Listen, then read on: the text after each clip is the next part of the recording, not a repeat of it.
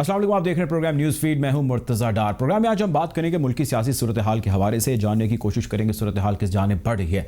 PDM की 11 जमातें हुकूमत के आमने सामने हैं और हुकूमत पीडीएम को टफ टाइम देने के लिए हम वक्त तैयार रहती है। उनका कहना यह है कि ये इत्तेहाद, ये गठ जोड़ इन तमाम चोरों का है जो एनआरओ हमसे चाहते हैं। इमरान खान साहब अक्सर अपने इजलास के अंदर, अक्सर अपने खुतबात के अंदर ये कहते नजर आते हैं कि मैं इनमें से किसी को भी किसी सूरत भी एनआरओ नहीं दूंगा, जबकि अपोजिशन की ये 11 जमातें कहती हैं कि हमारा इत्तेहाद हुकूमत के खिलाफ, इस सिस्टम के खिलाफ है, इस फ्रैक्चर्ड गवर्नमेंट के खिलाफ है, ये झूठ पर बनी हुई हुकूमत है और हमारा जो इत्तेहाद है, हमारी जो जद्दोजहद है वो अवाम पाकिस्तान के लिए है। अब इस सारे मामले में बहुत सारे केसेस हैं जो वक्त गुजरने के साथ साथ सामने आते दिखाई देते हैं। हुकूमती वज़रा ये कहते हैं कि पीटीएम बिल्कुल हवा के झोंके की तरह है जो आएगी और चली जाएगी। आज भी शेख रशीद साहब ने यह बयान दिया कि पीडीएम एक बिल्कुल ऐसी चीज़ है, बिल्कुल एक ऐसी इत्तेहाद है जिसका कोई एग्जिस्टेंस अब रही नहीं है, सब मफाद परस्त टोला है। जबकि पीडीएम की आज नशिस्त हुई और उसके अंदर इस बात का अहद किया गया कि इस हुकूमत से हम छुटकारा हासिल कर सकेंगे। अब इस सारे मामले के अंदर फॉरेन फंडिंग केस हो, पीडीएम का गठजोड़ हो, हुकूमत के खिलाफ सेनेट के इंतखाबात हों या हुकूमत को किसी भी मामले पर टफ टाइम देना हो, पीडीएम मुशावरत करती दिखाई देती है। फॉरेन फंडिंग का हुकूमत पाकिस्तान जो मौजूदा है उसकी पार्टी के खिलाफ सख्त केस है। पाकिस्तान तहरीक इंसाफ के खिलाफ स्क्रूटनी कमेटी बन चुकी है इलेक्शन कमीशन की, जिसने तलब कर लिया इस वक्त तमाम स्टेक होल्डर्स को। तलब करने के बाद उन्होंने ये कहा है कि जिन आपने अदम तहफ़्फ़ुज़ और अदम इत्मीनान का इजहार किया है स्क्रूटनी कमेटी के ऊपर, आप आइए हमें तमाम तर चीज़ों की वजाहत दीजिए और चीज़ों की वजाहत देने के साथ साथ हमें विद प्रूफ्स, विद एविडेंसेस उन चीज़ों को सामने रखिए जिसका जिक्र अकबर एस बाबर साहब ने स्क्रूटनी कमेटी पर उठाया। बहरहाल पीडीएम के सारे मामले को लेकर हुकूमत को आड़े हाथों लिया जा रहा है और पीडीएम का कहना यह भी है, जो आज की एक स्टेटमेंट है, कि F9 पार्क को गिरवी रख के पैसे लेना जो है वो एक इंतहाई गलत अमल है। इसका इजहार पाकिस्तान मुस्लिम लीग नून ने भी किया, पाकिस्तान पीपल्स पार्टी ने भी इसको आड़े हाथों लिया।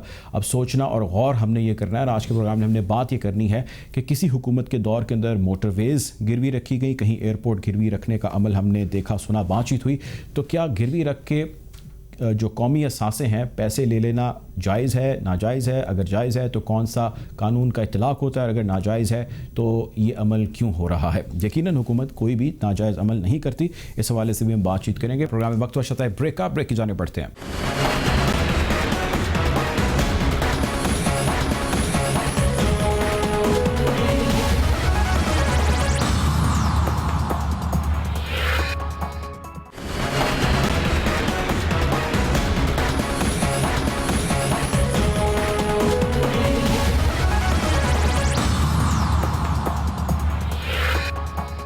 Welcome back after the break. Program में ज्वाइन करें शाह खवर साहब, माहिर कानून हैं। बहुत शुक्रिया प्रोग्राम में ज्वाइन करने का शाह खवर साहब। सर, ये तो बात सब जानते हैं कि आप पीटीआई को लीड कर रहे हैं फॉरेन फंडिंग केस के अंदर, अदालत के अंदर आप मौजूद हैं।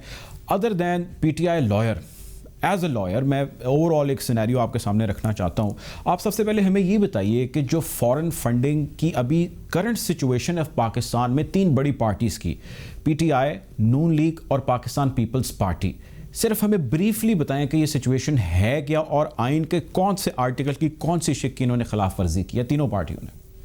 देखिए, बात ये है कि ये जो आइन का आर्टिकल 17 है वो इस चीज की वजाहत करता है कि जितनी भी पॉलिटिकल पार्टीज हैं उन्होंने अपनी जो सोर्स ऑफ इनकम है और उनका जो अखराजात हैं उनको अकाउंट फॉर करना है उन्होंने। ठीक है जी, ये तो एक आइन का तकाजा है। अब उसके नीचे जो अभी कानून मौजूद है वो है दी इलेक्शन एक्ट 2017। इलेक्शन एक्ट 2017 में भी और इससे पहले जो इलेक्शन ऑर्डर 2002 था उसमें दो तरह की जो है वो पॉलिटिकल पार्टीज जो है वो उसमें डिफाइंड है। एक है फॉरेन एडेड पॉलिटिकल पार्टी, वो पार्टी जो कि किसी गैर मुल्क की रियासत से या हुकूमत से जो है वो अगर उनसे फंड लेना साबित हो जाए या फाइनेंसिंग साबित हो जाए तो उस सूरत में हुकूमत पाकिस्तान जो है वो उसकी तहकीक करने के बाद उसको नोटिफाई कर देती है as foreign aided political party और उसकी नोटिफिकेशन के 15 दिन के अंदर अंदर उनको सुप्रीम कोर्ट ऑफ पाकिस्तान में रेफरेंस भेजना पड़ता है। सुप्रीम कोर्ट फिर उसकी जो है समाप्त करती है, सबको बुलाती है सुनने के बाद। अगर तो सुप्रीम कोर्ट ऑफ पाकिस्तान ये इस नतीजे पे पहुंचती है कि कोई पॉलिटिकल पार्टी ऐसी है जिसने फॉरेन कंट्री से कोई फंड दिया हुआ है तो उसकी तो फिर पाबंदी लग जाती है उस पर, पॉलिटिकल पार्टी पे, और उसके अहदेदारान जो है वो 4 साल के लिए नाअहल हो जाते हैं कोई भी अवामी ओहदा लेने के। लेकिन ये वाला जो केस अभी चल रहा है, जिसमें अभी आपने पाकिस्तान पीपल्स पार्टी, PMLN और PTI के मुतालिक जो समात इलेक्शन कमीशन के जेर तहत स्क्रूटनी कमेटी कर रही है, वो कर रही है प्रोहिबिटेड फंड्स के बारे में। ठीक। अब फॉरेन एडेड पॉलिटिकल पार्टी और प्रोहिबिटेड फंड्स में फर्क है। वो ये है कि कोई भी पॉलिटिकल पार्टी किसी फॉरेन नेशनल से या किसी कॉरपोरेशन से, किसी भी कारोबारी इदारे से जो है वो फंडिंग नहीं ले सकती। वो सिर्फ ले सकती है अपने पाकिस्तानी सिटीजन से या ओवरसीज पाकिस्तानी जिनके पास नाइकॉप है, नेशनल आइडेंटिटी ओवरसीज कार्ड जो है, ठीक, उनसे आप ले सकते हैं। तो अगर उसके अलावा कोई पॉलिटिकल पार्टी ये साबित हो जाए कि उन्होंने अदर देन पाकिस्तानी नेशनल्स या नाइकॉप होल्डर्स कोई फंड लिया है या डोनेशन दी है, तो वो उस हद तक साबित होने पे वो रकम जो है वो बहा के सरकार जब्त हो जाएगी। ठीक और है। इसके अलावा उसका कोई कॉन्सिक्वेंस। अच्छा सर, अब PTI के केस पे आ जाते हैं। अब अकबर एस बाबर साहब का कहना ये है, जाहिर है उनके वकला पूरी एक टीम है वहाँ पे जो आपके ओपोनेंट है, वो केस फाइट उन्होंने किया, पिटिशन फाइल उन्होंने की।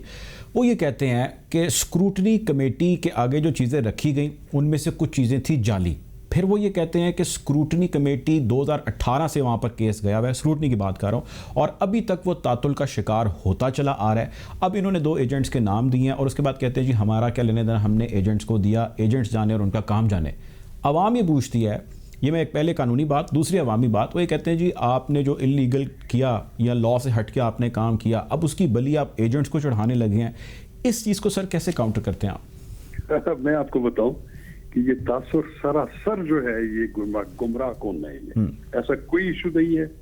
न PTI ने स्क्रूटनी कमेटी के सामने इस बात का इकरार किया है कि उनका जो उन्होंने कोई गलत फंडिंग ली है और उसके वो खुद जिम्मेदार नहीं है, उनके फॉरेन एजेंट जिम्मेदार है। ये बिल्कुल मिसलीडिंग बात है, इसमें कोई हकीकत नहीं है।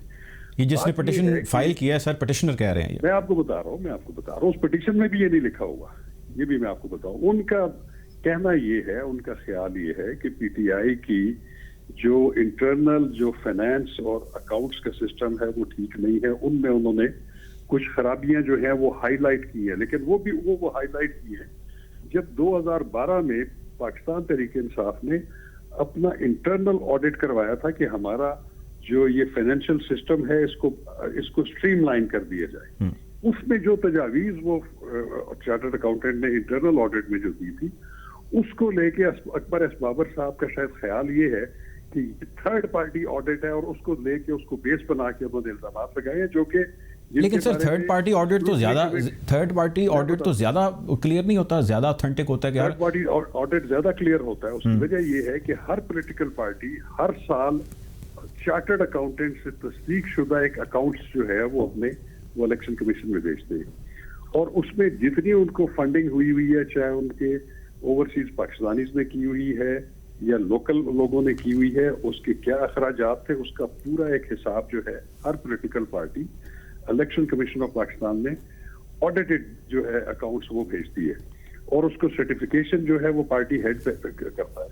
तो उसके बारे में अगर कोई उसमें ऐसी कोई चीज सामने ले आए कोई भी बंदा कि उसमें कोई जो है ममनुआ फंड है, तो वो साबित होने के बाद तो वो जब्त हो सकता है। लेकिन ये यहाँ तक में जो बात है कि PTI जो है वो इनहराफ करती रही है। मैं आपको 1.5 साल से जब तक मैं इसको कर रहा हूँ, लीड कर रहा हूँ इस टीम को, एक भी ऐसी मौका नहीं है, एक भी ऐसी समात नहीं है कि जिसमें PTI ने एडजर्नमेंट ली हो या उन्होंने उनके जो है वो स्क्रूटनी का हिस्से से बाहर गए हो। तो ये बिल्कुल एक मिसलीडिंग बात है। अच्छा चलिए सर, फिर ये बताएं, वाकया हुआ जी आखिरी दिन जब ये हुआ जी कि जब उन्होंने तकाबल करना शुरू किया रिकॉर्ड से चीजों का, और उसमें बहुत सारी चीजें जो थी वो रिकंसाइल हो रही थी, तो उस पे वो उलझ पड़े। उन्होंने कहा जी कि ये जाली अगर हम तो अभी भी कहते हैं कि अगर हमने कोई जाली दस्तावेज इलेक्शन कमीशन ने या स्क्रूटनी कमेटी ने दिया, उसकी जो पीनल कॉन्सिक्वेंसेज हैं हम उसके लिए तैयार हैं। हम तो ये कहते हैं कि आप कोई वेरीफाइबल या कोई ऑथेंटिक चीज सामने लेके आए जिसका मतलब जवाब दें। बाकी हमारी जितनी चीजें ऑडिटेड अकाउंट्स हैं वो सारी वो जो है अनक्वालिफाइड है, जिसपे चार्टर्ड अकाउंटेंट ने लिखा हुआ है कि इसमें कोई इर्रेगुलरिटी और कोई इलीगलिटी। प्रोग्राम में वक्त हुआ ब्रेक की जाने पड़ते हैं।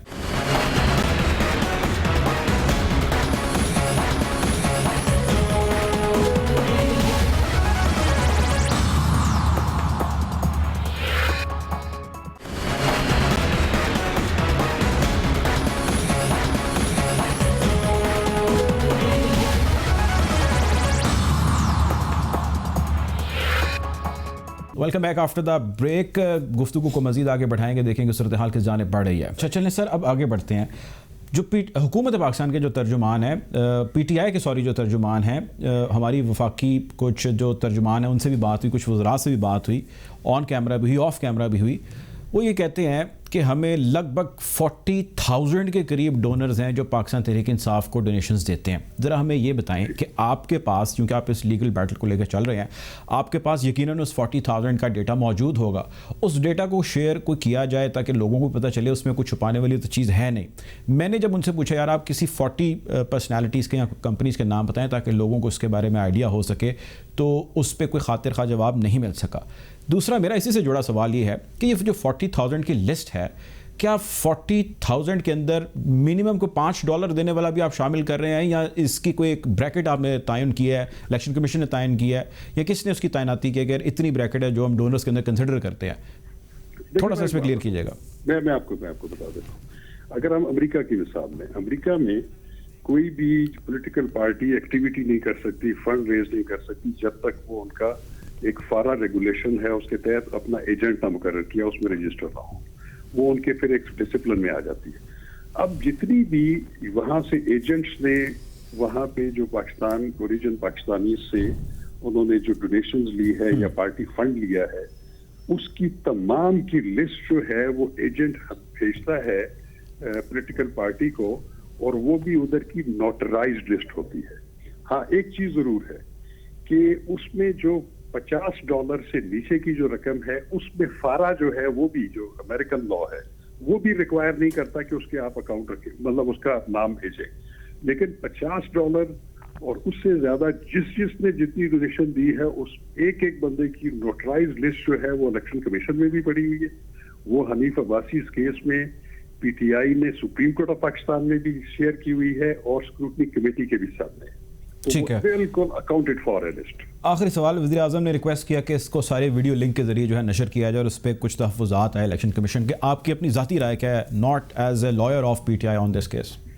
देखिए, मैं ये समझता हूँ कि इस तरह की जितनी भी पॉलिटिकल पार्टीज हैं जी, किसी के बारे में भी ऐसा अगर कोई शुबा है, क्योंकि पॉलिटिकल पार्टीज अवामी जो है वो जायदाद होती है, पब्लिक प्रॉपर्टी होती है, उनके बारे में मैं बिल्कुल इत्तेफाक करता हूँ कि ये स्क्रूटनी का अमल हो या इलेक्शन कमीशन में कोई कार्रवाई हो रही हो, उसको बिल्कुल ओपन होना चाहिए, उसको इन कैमरा नहीं होना चाहिए, वो ताकि लोगों को पता हो कि कौन सी पॉलिटिकल पार्टी ने कौन सा जो है कानून की खिलाफ वर्जी की है और कौन सी पॉलिटिकल पार्टी जो है वो कंप्लायंट हैं आइन और कानून के। अच्छा, आखिरी बस जाते जाते सवाल सर, आपने बहुत सारे केसेस लड़े हैं, आपको लगता नहीं है कि इस केस के अंदर और इतनी हाई इंटेंसिटी के केस के अंदर 6 साल का जो तातुल है ये कम किया जा सकता था? इसमें बहुत सारी डिलेइंग टेक्निक्स शायद कभी यूज की गई हो, हम ये नहीं कहते। तो एक गुजारिश कर दूं आप ये रिकॉर्ड की दुरुस्ती के लिए, ये पिछले साल 17 अगस्त को टाइमलाइन दी थी इलेक्शन कमीशन ने स्क्रूटनी कमेटी को PTI के फंडिंग केस के। ठीक है, और 18 में वहां चला गया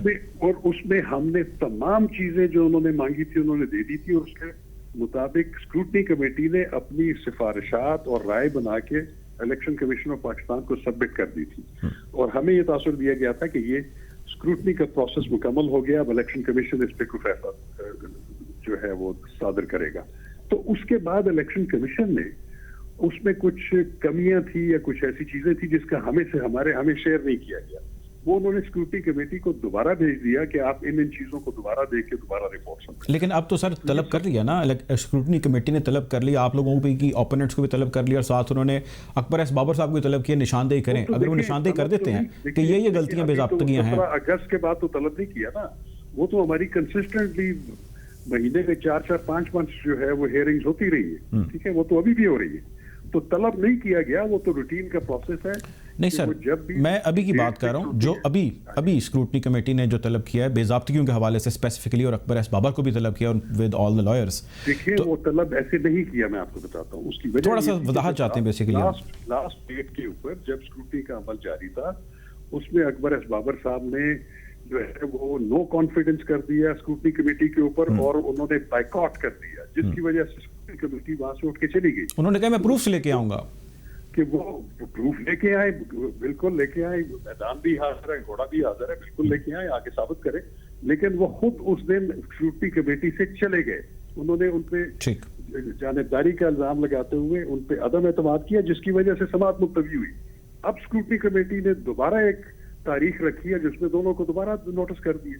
तो इसमें यह नहीं है कि उन्होंने दोबारा एक एक्स्ट्रा ऑर्डिनरी मेजर के तौर पर दोनों को तलब किया है, वो पिछली कार्रवाई की स्क्रूटनी की ही कंटिन्यूएशन है। ठीक है जी, बहुत शुक्रिया जी। शाह खावर साहब मौजूद है, पाकिस्तान तहरीक इंसाफ के लॉयर हैं, फॉरेन फंडिंग केस पे माहिर कानून है। बहुत शुक्रिया आपका। प्रोग्राम में वक्त हो जाता है ब्रेक का, ब्रेक की जाने पड़ते हैं।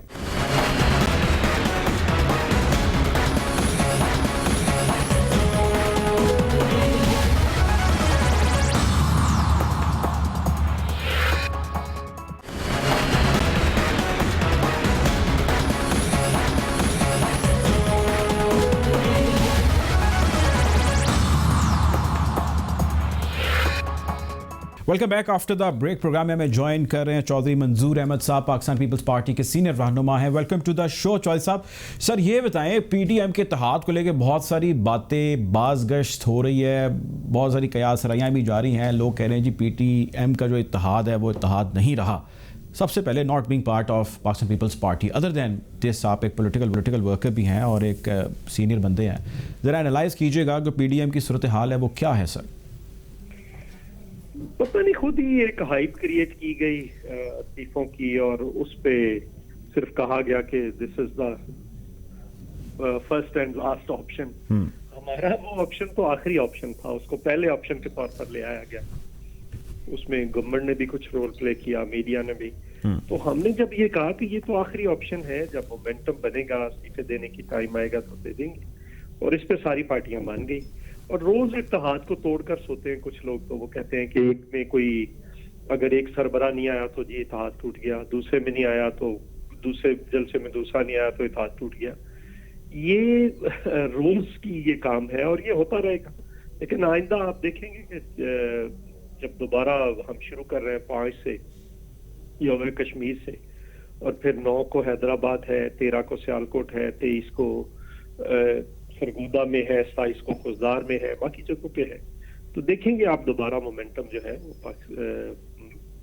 जो अच्छा के अंदर आप सर मोमेंटम देखें। ये बताइएगा कि पाकिस्तान मुस्लिम लीग नून ने आज वही किया है जो आपकी पार्टी, आपके चेयरमैन कह रहे थे काफ़ी अर्सा पहले कि हमें हुकूमत को हर आइनी महाज के ऊपर जो है वो चैलेंज जो है वो देना चाहिए, टफ कॉल देनी चाहिए। हम इस हुकूमत को नहीं मानते, बट हम उनको असम्बलीज़ के अंदर जाके इलेक्शन में हिस्सा लेके हम उनको काउंटर करेंगे।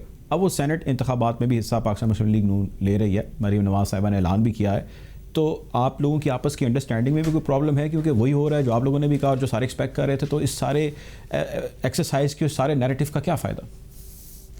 नहीं, देखिए, कुछ चीजें थी जो गलत फहमी की बुनियाद पर खड़ी हुई। जब हमने पाकिस्तान पीपल्स पार्टी ने पूरा एक्सप्लेन किया तो फिर सबको समझ आ गया और सबने कहा कि ये बात ठीक हो रही है। तो उसका मतलब सेनेट इलेक्शन में हिस्सा ना लेने का मतलब तो ये था कि आप उनको सेनेट में 2/3 अक्सरियत दे दें और फिर आप उधर भी 2/3 अक्सरियत दे दें। तो वो आएंगे, 18वीं तरमीम उड़ाएंगे, सदारती निज़ाम लाएंगे, एमएसपी अवार्ड उड़ाएंगे और सारा वो कर लेंगे, वो एजेंडा जो वो करना चाहते हैं। तो जब उनको सबको समझ आ गई तो उन्होंने मान लिया। इसमें कोई होता है, अपना अपना पॉइंट ऑफ व्यू होता है। हम अलग-अलग पार्टियां अपना पॉइंट ऑफ व्यू लेकर पीडीएम के प्लेटफॉर्म पे जाते हैं। तो जब ये नो कॉन्फिडेंस का भी ऐसा एटमॉस्फेयर मुल्क के अंदर बनेगा तो हम जब लेकर जाएंगे तो उस पर भी सारे देखिए, हम अकेले तो नो कॉन्फिडेंस कर ही नहीं सकते। हम अकेले जलसा कर सकते हैं, जुलूस कर सकते हैं, तो नो कॉन्फिडेंस तो सबको मिलकर करना होगा। ठीक है। अच्छा ये बताएं कि सर कुछ अदम एतमाद का इजहार पाकिस्तान पीपल्स पार्टी की जानिब से किया गया है जो सेनेट इंतखाबात शो ऑफ हैंड है, इस हवाले से आपका क्या नैरेटिव है? कुछ थोड़ा सा मजीद वजाहत कर सकते हैं इसके ऊपर? कुछ कन्फ्यूजन है थोड़ी सी, आज भी हमने देखा एक स्टेटमेंट आई। देखिए, ये हो नहीं सकता। जो अदम एतमाद का नहीं, हमने कहा है कि ये पहला मरला जो है ये ट्रांसफरेबल वोट होता है। तो आप शो ऑफ हैंड से कैसे, अगर 5 जगह पे ट्रांसफर हो जाता है वोट, 10 जगह पे हो जाता है, आप कैसे करेंगे? हाथ पहले नंबर पे पूरा उठाएंगे, फिर उसके बाद थोड़ा उठाएंगे, क्या करेंगे? कैसे कैसे आप काउंट? ये 2 इलेक्शंस होते हैं, एक सेनेट का इलेक्शन होता है और एक इलेक्शन होता है उधर अपना जो पाकिस्तान बार काउंसिल का है। तो ये दोनों इलेक्शन जो है ये ट्रांसफरेबल वोट पे होते हैं। हाँ, अलबत्ता जो चेयरमैन सेनेट का है वो ओपन हो सकता है, जैसे प्राइम मिनिस्टर का होता है या चीफ मिनिस्टर का होता है। ठीक है। अच्छा सर, कुछ बात कर लेते हैं हम ज़रा फ़ॉरेन फंडिंग केस के हवाले से। फ़ॉरेन फंडिंग को लेके जितनी अपोजिशन है, इंक्लूडिंग पीपल्स पार्टी, पाकिस्तान मुस्लिम लीग, नून या जितनी पीडीएम की जमातें हैं, वो हुकूमत को आड़े हाथों ले रही हैं। लेकिन फ़ॉरेन फंडिंग का सामना पाकिस्तान पीपल्स पार्टी को भी था। मार्क सीगल जैसे बहुत सारे नाम मंजर आम पर आए कि जिनसे पैसे लिए गए। नून लीग के दौर के अंदर फ़ॉरेन फंडिंग का बड़ा शोर होगा था। तो फ़ॉरेन फंडिंग में जो हाल अगर PTI का है, वही हाल नून और वही पाकिस्तान पीपल्स पार्टी का है।